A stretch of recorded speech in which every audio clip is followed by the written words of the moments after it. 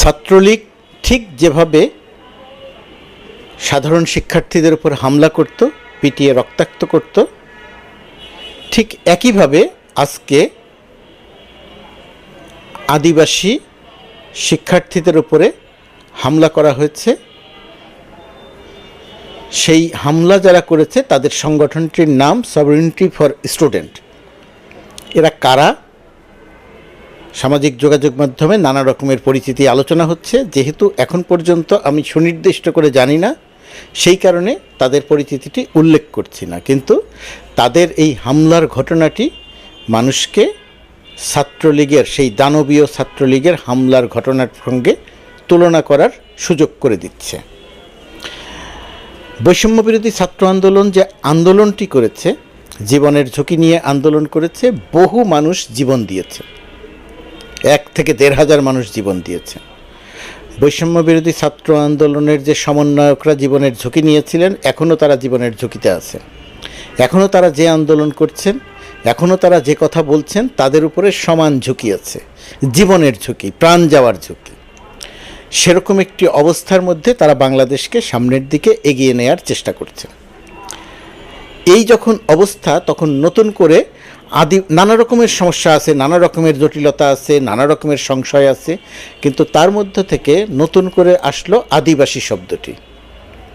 পাঠ্যপুস্তকে যে আদিবাসী শব্দটি যুক্ত করা হয়েছিল সেটা বাদ দিতে হবে। কয়েকজন এসে মিছিল করলো, তার পরিপ্রেক্ষিতে সেটা বাদ দিয়ে দেওয়া হলো পাঠ্যপুস্তক থেকে। আদিবাসী শিক্ষার্থীরা আবার সেটা পুনঃস্থাপনের জন্য আন্দোলনে গেল। আজকে তারা একটা মিছিল নিয়ে এনসিটিভির সামনে গেল।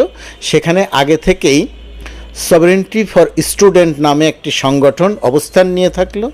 তাদের হাতে ক্রিকেটের স্ট্যাম্পের সঙ্গে বাঁধা জাতীয় পতাকা।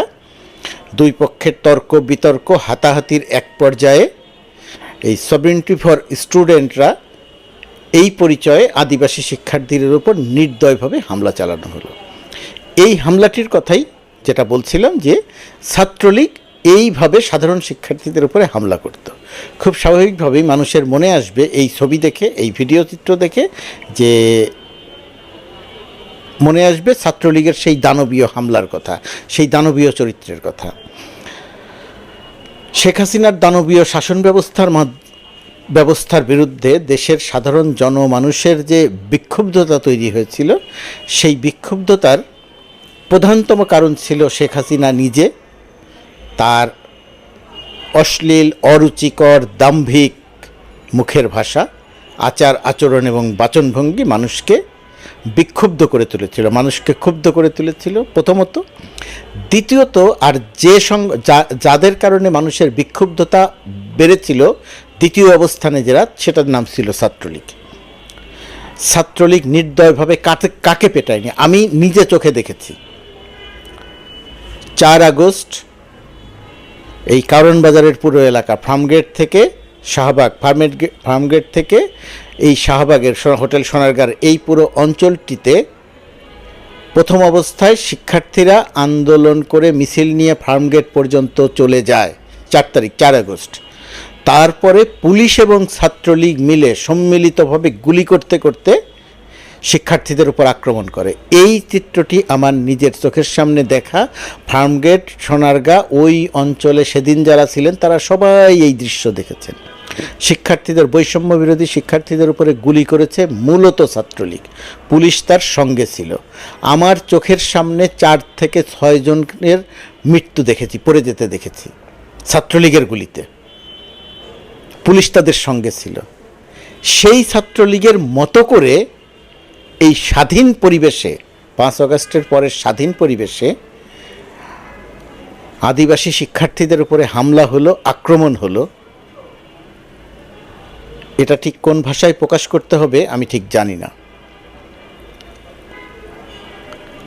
যারা হামলা করেছে তাদের চেহারা ছবিতে এবং ভিডিও চিত্রে পরিষ্কার করে দেখা যায়। তাদের পরিচিতি সামাজিক যোগাযোগ মাধ্যমে নানাভাবে নানাজন বলছেন।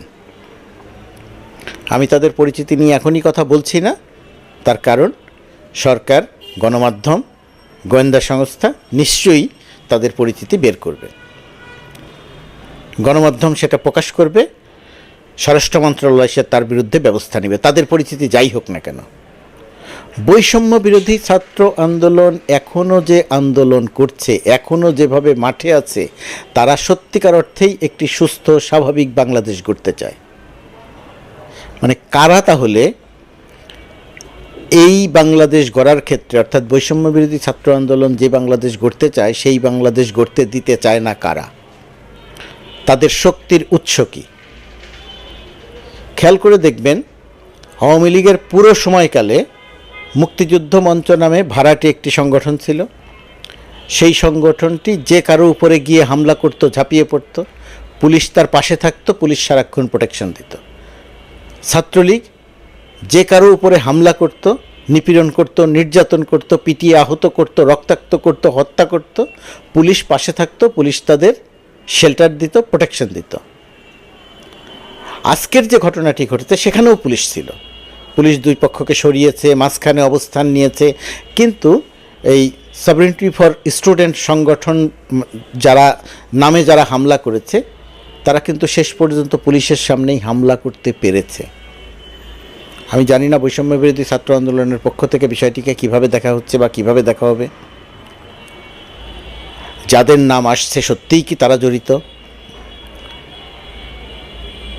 শুধু একটি বিষয় পরিষ্কার করে বলা দরকার যে মানুষ সংস্কার চায়, মানুষ সুস্থ স্বাভাবিক বাংলাদেশ দেখতে চান, মানুষ বৈষম্য বিরোধী ছাত্র আন্দোলনের সমন্বয়কদের শ্রদ্ধা করেন, ভালোবাসেন,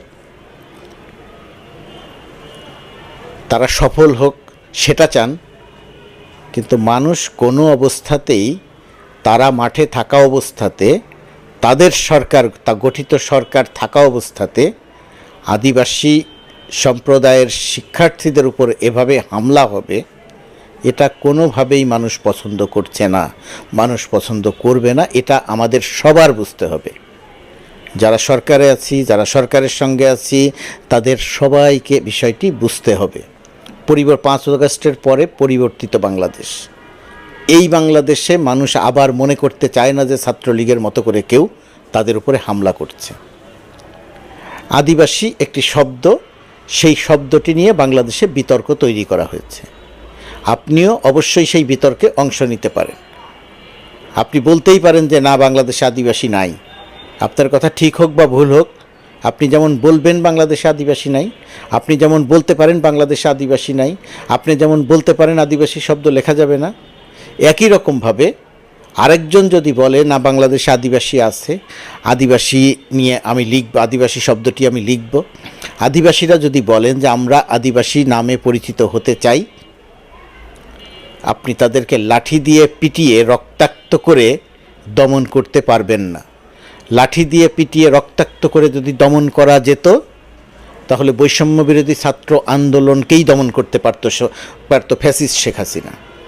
সকল বাহিনী দিয়ে, আওয়ামী লীগ, ছাত্রলীগ, যুবলীগ, রামদা, চাপাতি, রাইফেল, শটগান ইত্যাদি দিয়ে গুলি করেও তো আন্দোলনকে দমানো যায়নি, অধিকার থেকে বঞ্চিত রাখা যায়নি।